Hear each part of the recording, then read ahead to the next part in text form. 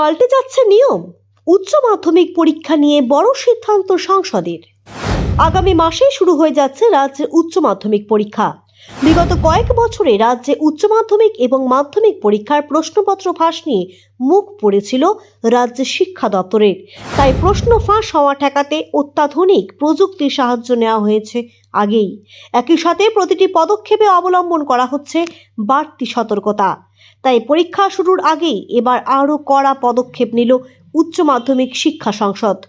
জানা যাচ্ছে, মাধ্যমিক পরীক্ষার পর এবার উচ্চ মাধ্যমিক পরীক্ষার প্রশ্নপত্র নিয়েও অবলম্বন করা হচ্ছে বাড়তি সতর্কতা।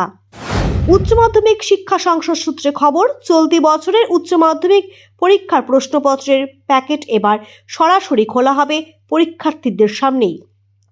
যদিও এতদিন পর্যন্ত নিয়ম ছিল পরীক্ষার প্রশ্নপত্রের প্যাকেট খোলা হবে প্রধান শিক্ষকের ঘরে, তারপর সেই প্রশ্ন বিতরণ করা হতো বিভিন্ন পরীক্ষা কেন্দ্রের ঘরে।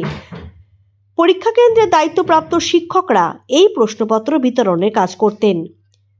নিয়ম মাফিক প্রত্যেকবার পরীক্ষা শুরুর ৮ ঘন্টা আগেই প্রশ্নপত্র খোলা হয়, যার ফলে পরীক্ষা শুরুর আগেই প্রশ্নপত্রের ছবি বেরিয়ে যাওয়ার আশঙ্কা থাকত।